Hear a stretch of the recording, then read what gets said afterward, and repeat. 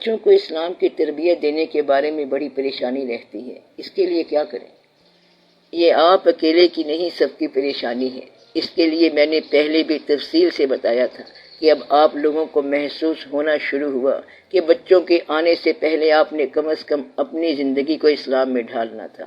آپ نے یہ اپنی زندگی اسلام میں ڈھالنی تھی۔ یہ بچوں کے مسئلے کی بات نہیں ہے، بلکہ آپ کی اپنی کمزوریوں کی بات ہے۔ یہ تو ہمارا پہلے دن سے فیصلہ ہے کہ بچوں نے ہم سے علم نہیں سیکھنا، بلکہ انہوں نے ہمارے عمل کا مشاہدہ کرنا ہے، اور گواہ ہیں موقع کے کہ آپ کرتے کیا ہو۔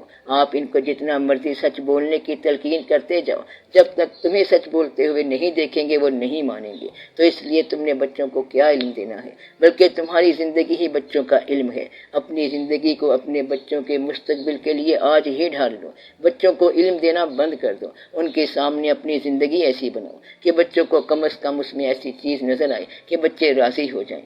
علم کیا دو ان کو؟ مشاہدے کا علم دو۔ وہ آپ کے اچھے عمل کا مشاہدہ کر کے خود ایسا کرنے پر مائل ہو جائیں۔ انشاءاللہ تعالیٰ اس کا اثر پڑے گا، کیونکہ وہ آپ کا خون ہے، آپ کی طرف سے جلدی اثر ہوگا۔ آپ ان کو صحیح قسم کی زندگی گزار کے دکھا دو، آپ کا اثر پڑے گا اور دوسروں کا اثر نہیں پڑے گا۔ دوسرے بھی انشاءاللہ ٹھیک ہو جائیں گے۔ یہ تو سماج کی گمراہی ہے کہ ہر طرف برائی ہے، اور بچے کہتے ہیں کہ ہم گمراہ ہو گئے ہیں۔ تو بچوں کو راستہ دکھانے والے بنو، انہیں اپنی زندگی کا راستہ دکھاؤ، اور اس طرح اسلام کی بات بتاؤ۔ ان کے کار میں بات پڑ جائے گی تو اگر آج عمل نہیں کریں گے تو کچھ عرصے بعد بات عمل میں آ جائے گی۔ اب دعا کرو بچوں کے لیے۔ اگر آپ اللہ کے لیے نماز نہیں پڑھتے ہو تو کم از کم بچوں کے مستقبل کے لیے نماز پڑھو۔ بچوں کے لیے دعا کرو کہ یا اللہ ہماری غلطیوں کی سزا ہمارے بچوں کو نہ ملے۔ ہمیں پاکستان بزرگوں کے فیض سے ملا، کہیں ایسا نہ ہو کہ ہم پاکستان دے بیٹھیں اور ہمارے بچے پھر محروم ہو جائیں۔ اس لیے یا اللہ ہمارے ملک کو ہمارے بچوں کے لیے محفوظ فرما۔ ہم سب یہ دعا کرتے ہیں، اور ہمیں اسلام پر چلنے کی اتنی توفیق عطا فرما کہ ہمارے بچوں کو اسلام کی دولت سے محرومی نہ ہو۔ آمین یا رب العالمین۔ باقی یہ کہ گرد و پیش کیا ہو رہا ہے، BCR پہ کیا ہونے والا ہے، گھروں میں کیا ہونے والا ہے، ہر طرف بڑا خطرہ ہے۔ اب اللہ ہی مہربانی کرے۔ دعا کرو کہ اللہ مہربانی فرمائے۔ آمین یا رب العالمین۔ سر میں یہ کہہ رہا تھا کہ ہماری زندگی میں بے شمار پریشرز ہیں، کیا آدمی انہیں ریزسٹ کرے، یا دوسرا یہ کہ ییلڈ کر جائے یا ہٹ ریٹ کر جائے؟ مذہبی طور پر اس بارے میں کیا حکم ہے؟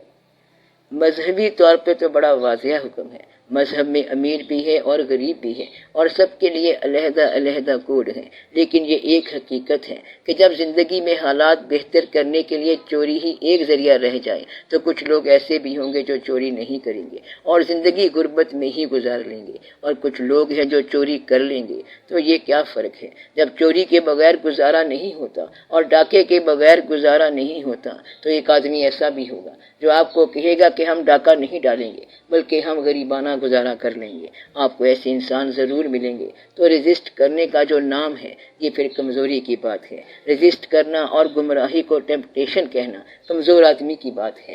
ہم اسے ٹیمپٹیشن نہیں کہتے، کیونکہ جو راستہ بند ہے وہ بند ہے۔ ٹیمپٹیشن کا لفظ کہتے ہی آپ کمزور ہو جاتے ہیں۔ جو چیز اللہ نے بند کر دی ہے وہ اب بند ہے۔ مثلا یہ آپ کا گھر ہے اور وہ اس کا گھر ہے۔ یہ ہمارے حقوق ہیں سو ہمارے حقوق ہیں، اور وہ تمہارے حقوق ہیں سو تمہارے حقوق ہیں۔ ٹیمپٹیشن کیا ہوتی ہے؟ یہ ترغیبات، خواہش اور گناہ کی خواہش کو کہتے ہیں۔ گناہ کی خواہش تب ہوتی ہے، گناہ کی خواہش تب ہوتی ہے جب گناہ کو جج کرنے والے کے ساتھ محبت نہ ہو۔ ہم نے دیکھا ہے کہ غریب رہنے والے بھی اللہ کے بڑے قریب رہے۔ تو جب تک آپ کی سوچ کا معیار اور آپ کی زندگی اللہ کے لیے نہیں ہوں گے آپ کبھی نہیں بچ سکتے۔ زندگی کو اللہ کے لیے بسر کرو تو سارا مسئلہ حل ہو جائے گا۔ اگر اللہ کے لیے نہیں کرنی تو پھر اپنے لیے زندگی بسر کر کے دکھاؤ، وہ تم کر نہیں سکتے۔ کب تک بسر کرو گے اپنی زندگی؟ جو چاہتے ہو وہ کر لیا ہوتا، اب تک تو آپ نہیں کر سکے۔ اب تک جو کیا سو غلط کیا، یا تو آپ اپنی مرضی سے زندگی خوش گزار لیتے۔ اگر آپ سے پوچھا جائے کہ کتنی زندگی اور چاہیے تو آپ کہیں گے اتنی اور چاہیے جتنی ہم گزار آئے ہیں۔ اگر اتنی اور مل جائے پھر بھی آپ یہی کرتے رہو گے۔ اب بجائے اس کے کہ اتنی زندگی اور ہو اور آپ پھر سے غلطیاں کرتے جائیں، اس کو یہیں سے کوئی موڑ دو اور اپنا راستہ بناؤ۔ چھڑا کے دامن بتوں سے اپنا، غبارے راہ حجاز ہو جا۔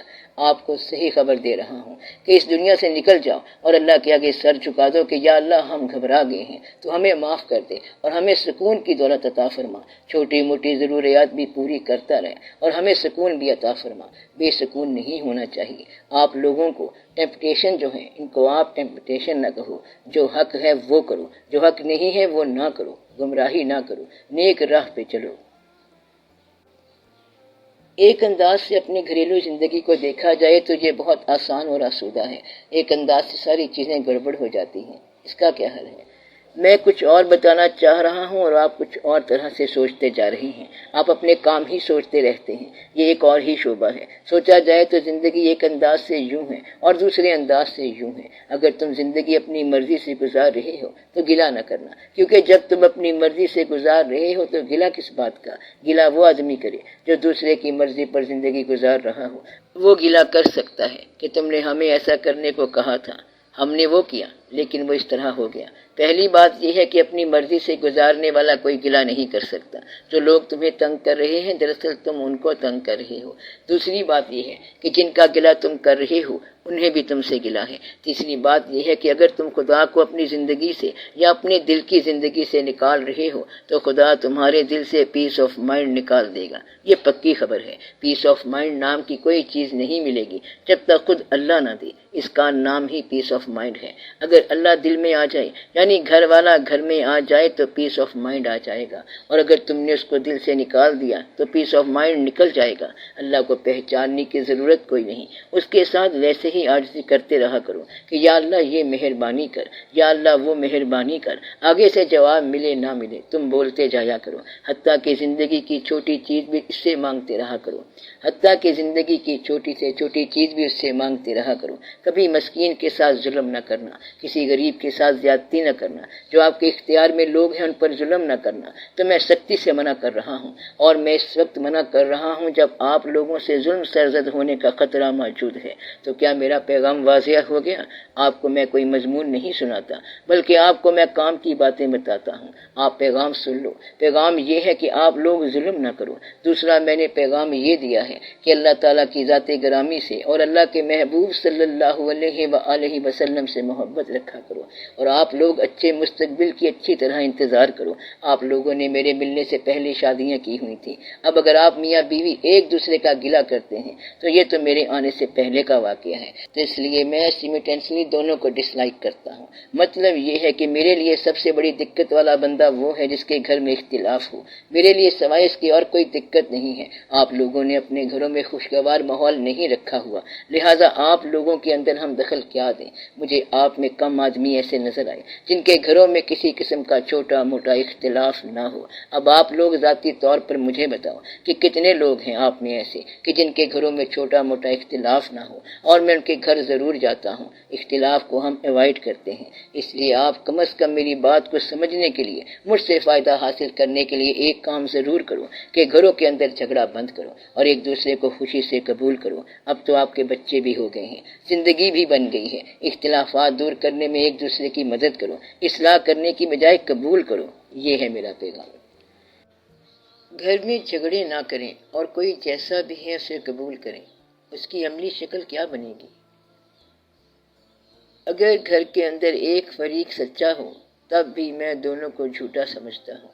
کیا کہا میں نے؟ اگر ایک سچا ہے پھر بھی اس کا مطلب ہے کہ گھر میں جھگڑا موجود ہے۔ ایک سچا ہے تو دوسرا ساتھی جھوٹا ہے۔ جس نے ساتھی کو جھوٹا ثابت کر دیا اس نے اس سے بڑا اور کیا جھوٹ بولنا ہے کہ ساری انرجی اس نے ساتھی کو جھوٹا ثابت کرنے میں لگا دی۔ اس نے اپنے ساتھی کو سچا نہیں بنایا بلکہ جھوٹا ثابت کر دیا۔ ساتھی کے ساتھ مہربانی کیا کرو۔ آپ تو اس طرح زندگی گزار رہے ہو جیسے ساتھی کو پکڑ کے اللہ کے دربار میں لے کے جا رہے ہو کہ یہ ہے وہ عذاب جو میرے اوپر تو نے گرایا ہے۔ آپ کا ساتھی اللہ کی مہربانی ہے اور اس کی عطا ہے، اس بات کو پہچاننے کی کوشش کرو۔ ہم یہ کہتے ہیں کہ گھر راضی ہونا چاہیے، دعا کرنی چاہیے کہ جو تعلق بنا لیے ان پر اللہ کا رحم رہے۔ گھر میں تعلق خوشگوار بنا لو، ناگوار کو گوارا کر لو۔ مطلب یہ کہ اگر ذہنی طور پر لا تعلقی ہو چکی ہے اور سب اپنی اپنی لائن چل رہے ہیں، وہ اپنی لائن چل رہے ہیں اور ہم اپنی لائن چل رہے ہیں، تو اس تعلق کو سنوارنے کی کوشش کرو۔ بس یہ محنت کر لو، مشکل بات تو کوئی نہیں، تھوڑی سی محنت کر لو، جس طرح کبھی پہلے زمانے میں کی ہوگی، پھر وہی پرانی یادیں بحال کرو۔ مٹ گئے میری امیدوں کی طرح حرف، مگر آج تک تیرے خطوں سے تیری خوشبو نہ گئی۔ پرانے خط جو خوشبودار تھے انہیں دوبارہ ٹھیک کر لو۔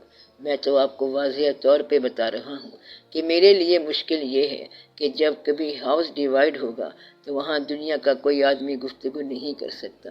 ڈیوائیڈڈ ہاؤس میں کوئی شخص دل جمعی سے بات نہیں کر سکتا۔ ڈیوائیڈڈ ہاؤس میں مہمانوں کے ساتھ بڑی توہین ہوتی ہے، اور ہم سب بڑے رسپیکٹڈ مہمان ہیں۔ مہمان بلانے کا تقاضا یہ ہے گھر ماحول رسپیکٹ فل ہو۔ اگر آپ گھر میں خوشگوار رہو، آپس میں خوش رہو، تو ہم اس بات پر خوش ہو جاتے ہیں۔ کس بات پر خوش ہو جاتے ہیں؟ کہ گھر والے خوش باش رہیں۔ بچوں کو تمیز سکھایا کرو، گھر میں اکٹھے رہا کرو۔ یا تو آپ ہمارے آنے سے پہلے ایک دوسرے کو فارغ کر چکے ہوتے، مگر اب ہمارے آنے تک نہیں کیا، تو اب ہمارے آنے کے بعد بھی نہ کرنا۔ مثلاً ایک آدمی آتا ہے میرے پاس اور اس کی بیوی بھی ساتھ آ کر ملی، دونوں ہمارے تعلق میں آ گئے۔ اب اس ایک نے دوسرے کو چھوڑ دیا، ہمیں دونوں ملنے آتے ہیں، ایک کو ہم ادھر جا کے ملیں گے اور ایک کو ادھر۔ کیا ہمارے پاس اتنا ٹائم ہے؟ اس لیے ہم دونوں کو نہیں ملیں گے، بلکہ تا قیامت نہیں ملیں گے، کیونکہ جب ہمیں ملے تھے تو اکٹھے تھے، اور اب بتا رہے ہیں کہ ہم علیحدہ ہو گئے ہیں۔ اس لیے میں ڈیوائیڈڈ ہاؤس سے گھبراتا ہوں۔ اللہ تمہارے گھروں کو قائم رکھے، آمین۔